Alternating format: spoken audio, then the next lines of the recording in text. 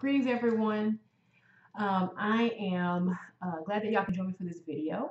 I wanted to go over the course syllabus for the Action Research course. I'm Dr. Leah McAlister-Shields, and I will serve as your instructor for this course. The course is strictly online. However, if you've already perused the syllabus, which is located on Blackboard, then you'll see that if you've had me before, that there are a few changes that have been made to some aspects of what you all will be doing. So this is CUIN 8383 Action Research, and this course is for students that are second-year doctoral students. So, which is going to be a unique experience for everyone because in the past, if you've taken my classes, you know that there's been a combination of first-year, second-year doctoral students. But this semester, the course will strictly have second-year doctoral students enrolled in the course.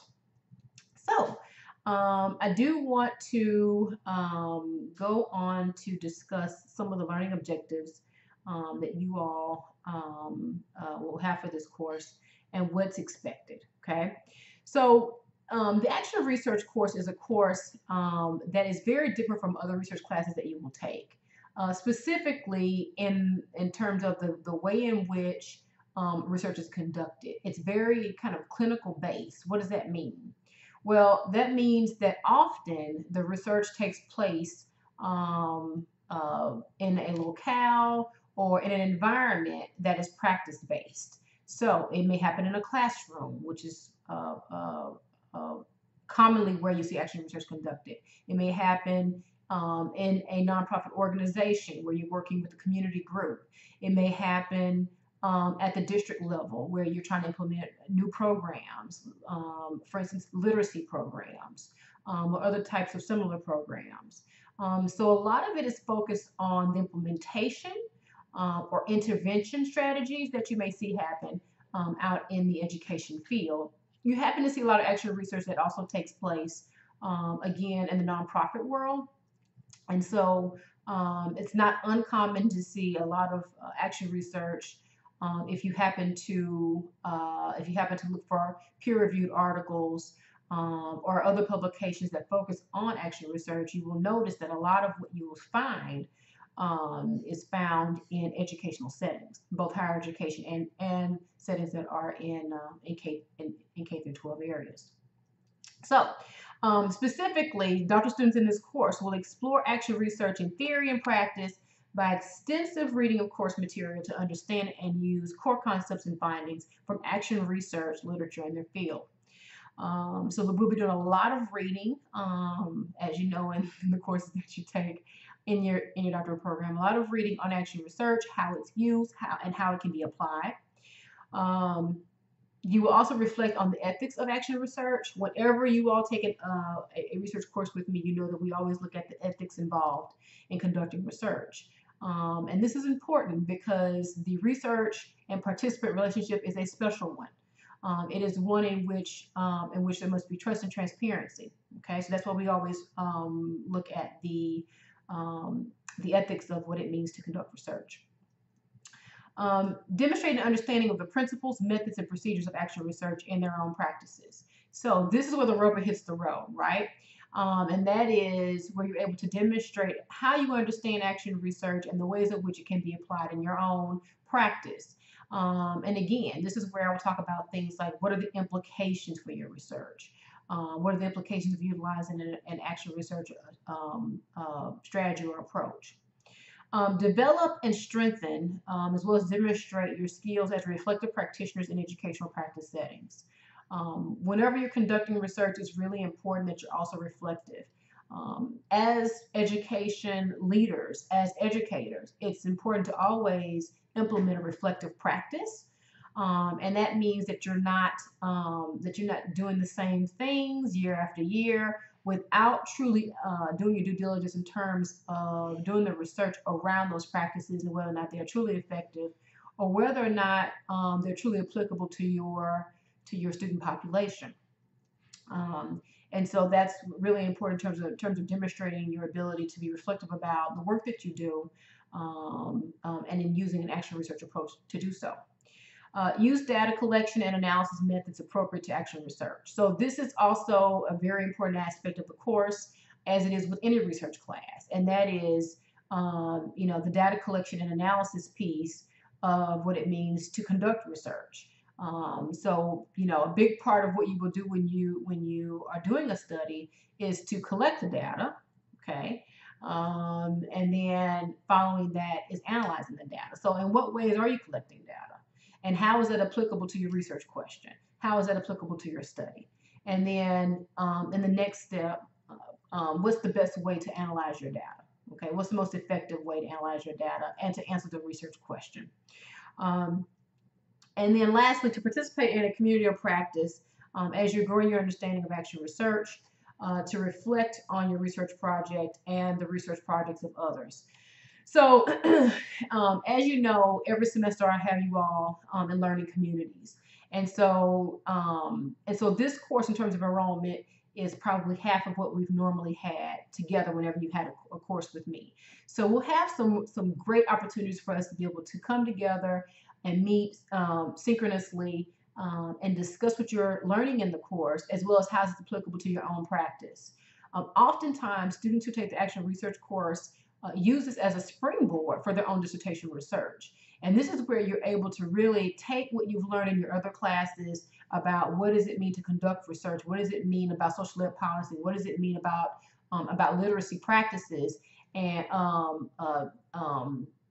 with regards to actual practice in school settings.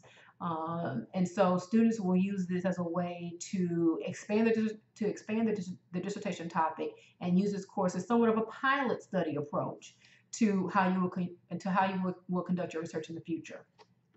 So the required text for this class is the Mills text, Action Researcher Guide for the Teacher Researcher, the 6th edition.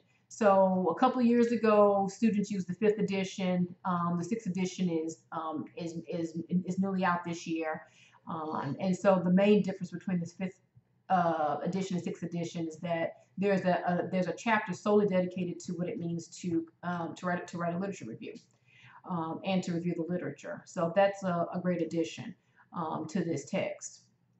And so you'll have many more resources about things like how to write a literature review. And I know that many of you all took the Lab of Practice course over the summer. And so that should have helped you tremendously in terms of what does it mean to synthesize research in a way that you create a new understanding about the literature that pertains to your topic. So other recommended readings and texts, as you all know, the APA manual. That is something that is very much recommended. I did speak with Dr. Hutchison and Dr. White about the ability to purchase an APA manual to help with the APA knowledge that you all need in terms of all of your classes, because what you're doing at this level is academic writing. And as such, especially in the area of education, APA, or the American Psychological Association, writing format is the format that we use. And so they are looking into me purchasing a smaller manual, more of a concise manual, so that everyone can have that and refer to it as they move through the program. Okay. So, within the syllabus on page 3, there is an explanation about grading policy. So please be sure to review that. Standard University of Houston plus or minus system for grading. Okay. Now on page 4. Page 4 of the syllabus really outlines various assignments and the due dates and the points associated with each assignment. So first, there's the Getting to Know You survey that is available in your week 1 folder on Blackboard. Please do that as soon as possible.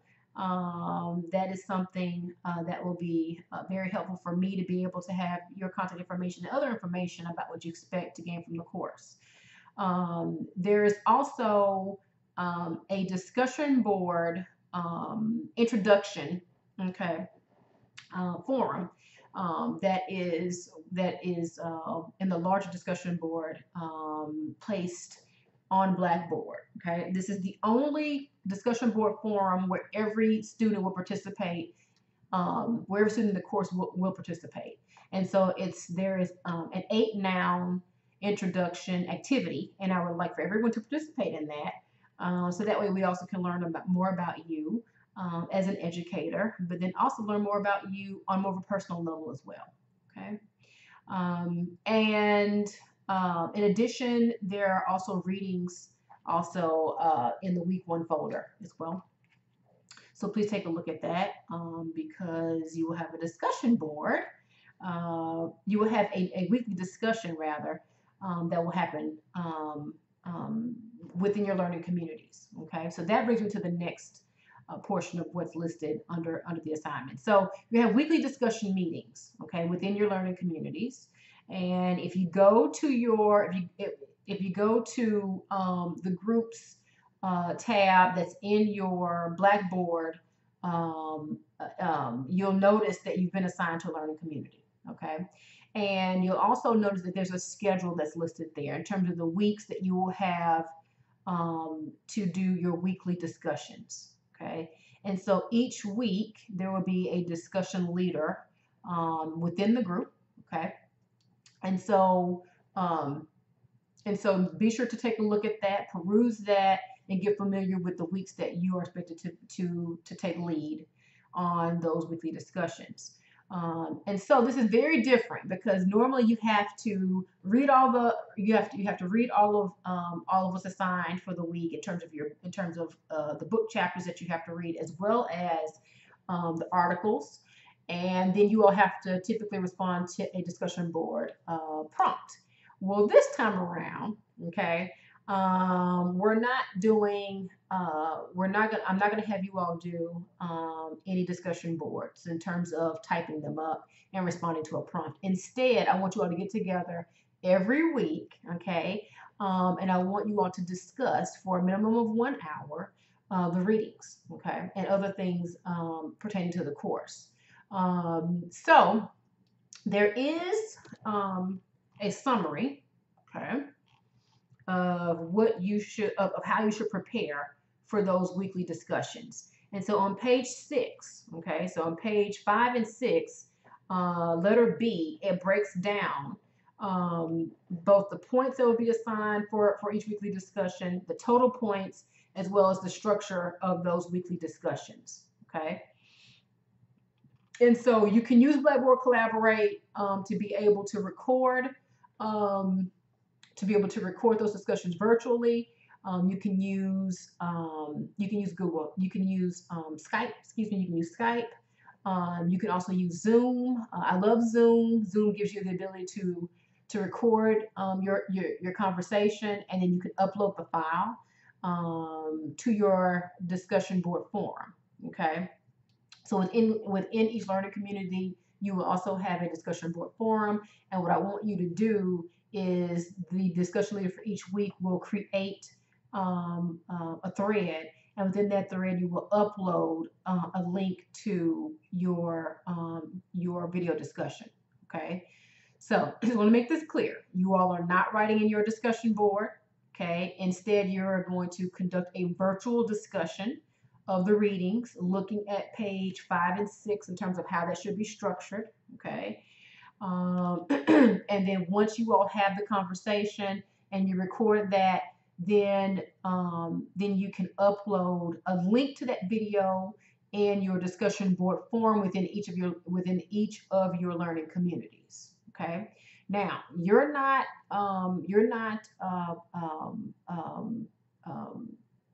precluded from being able to use the discussion board. Feel free to do that. I want you all, if you feel the need to also have a discussion take place in your discussion board around the video, that's totally fine.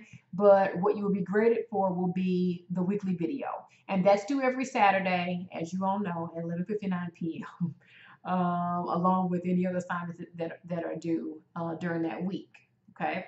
And so the reason why I moved from the discussion board posting, from the discussion board prompts and you all having to type, is that to the video, to you all meeting virtually and then recording that and then loading a link and then placing a link to that discussion in your discussion board forums, is that I want you all to get to know each other in a way that I think discussion boards can prove to be difficult.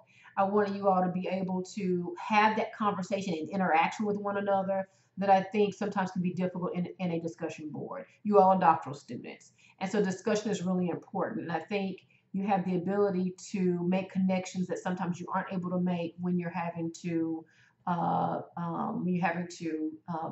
up a response in a discussion board. So we're trying this. This is going to be new. We'll see how you all like it.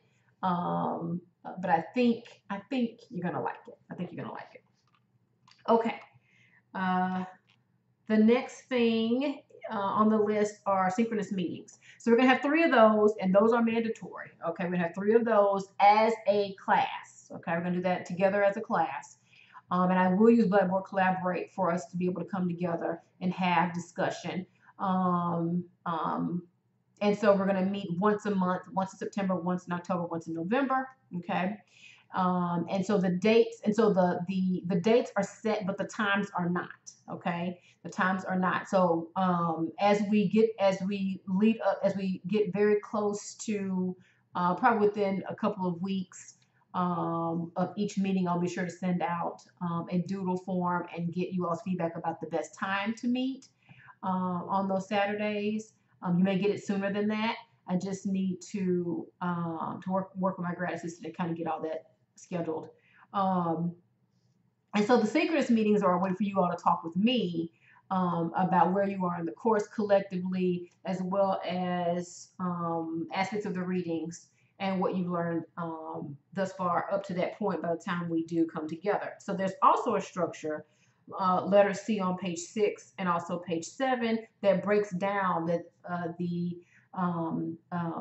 structure of the synchronous meetings. Okay, and there's going to be 3 portions, each divided into 30 minutes. So the synchronous meeting will take an hour and a half or 90 minutes.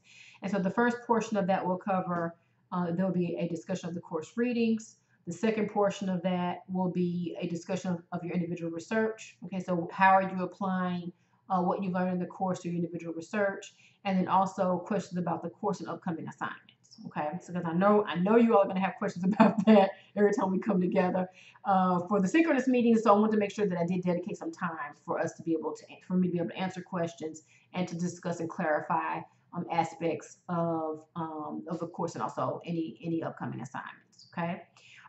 What I'm going to ask that you all do, and what I've noticed has been very helpful for students in preparing for synchronous meetings, is to prepare a PowerPoint presentation. Okay, so I need you to prepare a PowerPoint presentation. So dedicate a slide or 2 to the discussion of the course readings. Okay. Dedicate a slide to how these readings and what you've learned in the course is being applied to your own individual research project for the semester. Okay. And then also, as well as, which typically would mean how's this being applied to your dissertation research. And then lastly, any questions that you may have about upcoming assignments, also create a PowerPoint slide. That way, if you capture the questions, you will not forget to ask the questions. And be prepared to share. Okay, be prepared to share both your PowerPoint and the information that I've asked you to include. Okay, so I highly suggest that you get that squared away for each meeting, so that way you are adequately prepared for those synchronous meetings.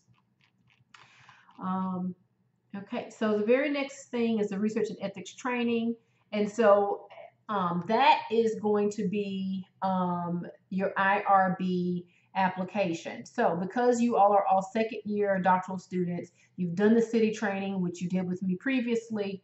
And so now we're moving on to the IRB application. And so you may have already taken a look at this via the icon system, but I want you to pull the IRB application, the mock application, which I'll have that placed on Blackboard as we get closer to this date. And then that way you all can take a look at what's required for the IRB application and start to look at ways in which you can take your dissertation information and place it into the form. This is important because by the time this semester comes to a conclusion, the majority of you all would have done your candidacy defenses, okay? Your comps will typically happen during the winter semester, okay? And then you have your proposal defenses, which will happen either the very beginning of the spring or late fall 18 this semester. It all depends on how quickly you move through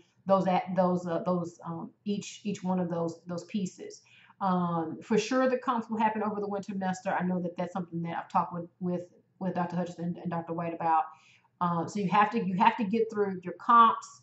You have to get through your candidacy defense and your proposal defense in order to be able to submit your IRB application and begin the process of collecting data for your dissertation. So I want you all to complete the IRB application. I'll take a look at that. I'll share that with the chairs of your committee, and then that way we can provide feedback on aspects of your research. In addition to, and in ways that we can help you get the IRB application pushed through and done and processed, okay?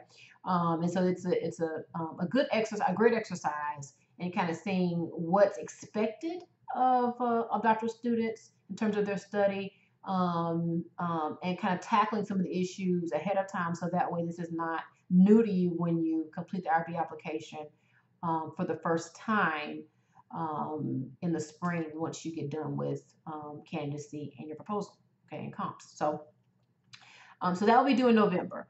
Then you have your research proposal and annotated bibliography. That will be due in October. And so you're going to create kind of a small synopsis about what you will be doing this semester in October. And so down below in the syllabus is a calendar of when each assignment is due.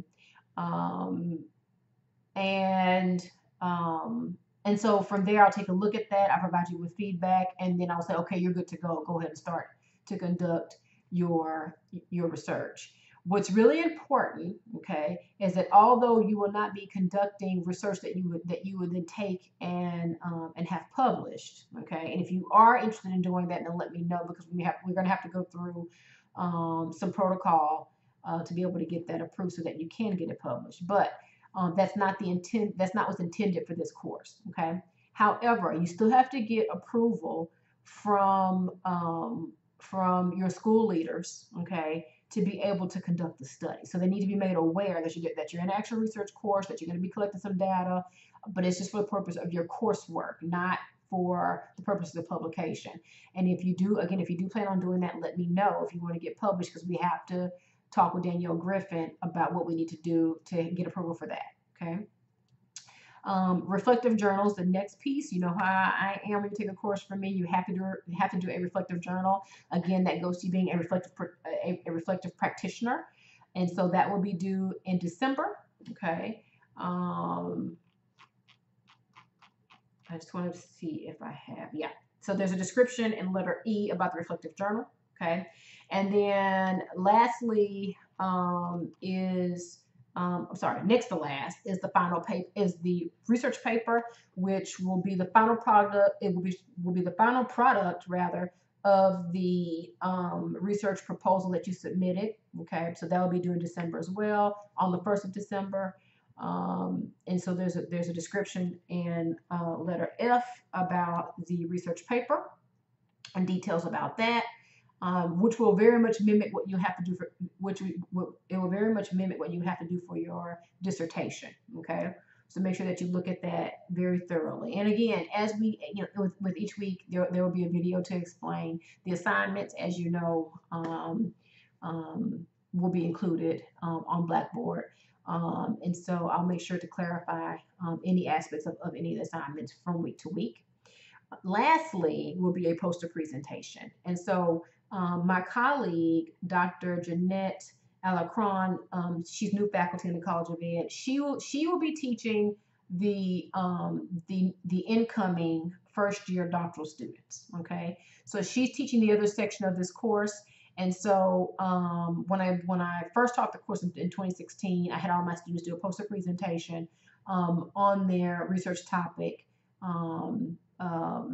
Tied to the actual research course, so tied to the course itself.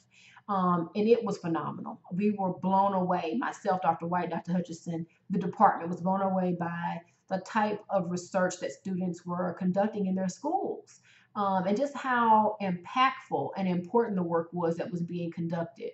How passionate students were about the action research and the research that they were conducting with their students, and the policies that were being implemented, across school districts. So very powerful to be able to see students present a poster on their research. So I was talking with Dr. Alacron, and we think we should do it again. So we're excited about that.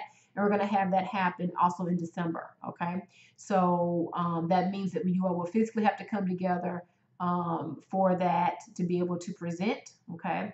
And for those that will not be able to physically be in Houston, then I need to have a conversation with you all. We're going to try to find a way to make that work. Okay. I've been talking with her and talking with College of Education IT to see if there's a way to make that work if you're not physically in Houston, living in Houston. There's one other thing I wanted to mention to you all. Oh, there's one other thing that's not listed here.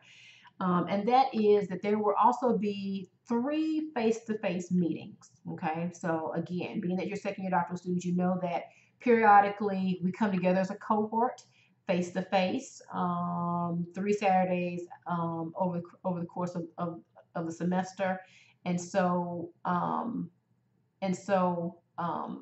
when we do that, we think one of those meetings, we will have you all being the second year doctoral students sit on a panel. Okay, we have a few of you all sit on a panel, and then we'll have the first year doctoral students attend that panel discussion and be able to ask you all questions about what it's been like to be in the doctorate program up to this point, any kind of helpful tidbits of information or advice that you can offer to the first year doctoral students. Okay, I've gone a blank about whether or not I talked about the synchronous meetings.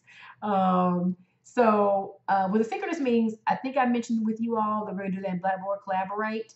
And so those will be 90 minutes. Yes, I did mention that. Those will be 90 minutes, and then we're going to break that up into 3 sections, into 3 portions of the 90-minute meeting. I did talk about that. Okay. So moving along. Okay.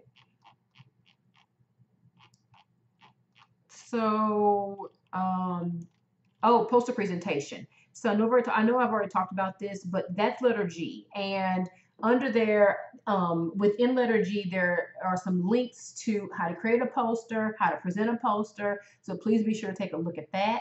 Some really helpful information here. And then conduct your own search on information that you can find specifically about how to create a poster. I want you all to get very creative because, again, you've worked hard on these presentations.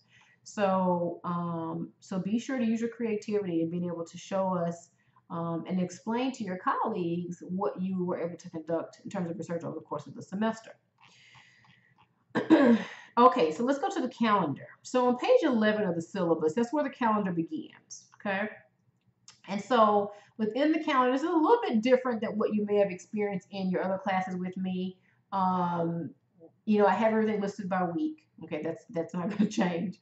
And then I have your learning activities listed. So there's a theme for each week in terms of what will be covered. I have the readings listed for each week. And then if there's a video or a PowerPoint, you will see that also listed. So that way you know what to expect in terms of learning resources that are going to be provided to you. Every week I will do a video. Again, I will post that in that week's folder on Blackboard. And then also, there is a list of assignments under the assignments due. So for the first week, I went ahead and put a summary under the learning activities and also another summary under assignments due, just to make sure that you all had a clear understanding of what was due by the conclusion of this week. So on Saturday the 25th, make sure that you complete your Getting to Know You survey, as I mentioned before. Make sure you complete the discussion board posting, which is the individual introductions in the larger discussion forum called 8 Nouns, and then also upload your group discussion video to your learning community's discussion forum. Okay, so again, upload a link to that video. And I know I mentioned that you can use Blackboard Collaborate, but I'm open. You can record it using some other format, and then you can upload that video to your discussion forum within your individual learning communities. Okay, and because it takes you all coming together to do the discussion. Okay, this offers flexibility because it's all about you all being able to do it on your own time, on your own schedule, but it needs to be uploaded by Saturday by 11:59. Okay, there's no late credit. If you're not going to be able to participate, you need to let your group know ahead of time, because you all are a group and you depend on one another in order to be able to do these discussions. Okay. So if you're unable to do the video, which you should be able to do it because it is required for the course, but if some kind of extenuating circumstance happens where you're unable to do so, you need to let your group know that. And I also need to be informed. Okay, I also need to be informed. So 90%, so 90 points is dedicated, okay, to the discussion videos. Which is a very large chunk. As a matter of fact, it is the portion of the grading for the overall course whereby the most points are dedicated, even more points than the final paper, okay, and the final poster presentation. Okay, so it's really important that you participate, and it's really important that you communicate with your group. Okay, so just make sure that you peruse the calendar and that you become familiar with what's due. There are going to be 9 group discussion videos that you have to upload over the course of the semester, as I mentioned earlier. Let's see here. Again, 3 synchronous meetings, and the dates for those meetings are on September the 15th. October the 20th, and then again on November the 17th. Okay. Let's see. Okay. Let's see here. The last 3 weeks, okay, you will notice that you're going to be writing up your research, and there will be no readings. Okay. We want to make sure that during Thanksgiving week, which we know that you all will need to do your write-ups, that you have that time to do that. Same thing in terms of week 13. We know that you all are going to need time to write up your papers. And I say we because Dr. Alacron's course is going to have a similar schedule. Okay. And then if you notice again on December the 1st, you have your poster presentation, your reflective journal, and your feedback forms for one another in terms of the poster presentation are going to be due on the 1st. Okay. And I think I made the mistake earlier saying that your paper was due on the 1st. It's not. It's due on the 28th of November. And so we did that so that will be done. So then you could prepare for your poster. So you can take the information from your paper and prepare it for your poster and be ready for that presentation on the 1st. Okay. Office hours. So my office hours, I'm going to have virtual office hours from 6:30 to 8 p.m. on Thursdays. Okay. So I'm going to have my Google Hangouts, and I will also have Skype up and available on Thursdays, okay, beginning the first week of September. Okay, so I'll be available between 6:30 and 8 to answer the questions that you may have, to clarify anything that needs clarifying. However, I will not have these office hours the week that we have the synchronous meetings, okay? Because I expect that during that last 30-minute portion, that's when you all will ask those questions collectively. So in the weeks that we have the synchronous meetings, I will not have office hours. And I'm going to use the last 30 minutes to be able to address any questions that y'all will have, okay? So if you do not have a Skype account, if you do not have Google Hangouts, I suggest you look into it, okay? So that way we can communicate and be able to meet up during the office hours. If you need to meet with me one-on-one, to schedule an appointment one-on-one, then just send me an email, and then we can schedule that either in person, or we can schedule a meeting such that we can do it via Zoom. That's how I meet with students in person. That's how I meet with students one-on-one virtually is with the use of Zoom. So also, I highly suggest that you create a free Zoom account. Okay. This is what we're using in the online education world. So be sure that you have access to Zoom. Okay. Um, let's see. I've never really covered this, but it's always been in the syllabus. So whenever you're submitting your assignments, make sure that you have your last name underscore first name underscore the assignment title or name. Okay, so that way I know who it's from. That way I know I can discern between student work. So please be sure to include that with the file name for your assignments. There's a bit here about attendance and participation.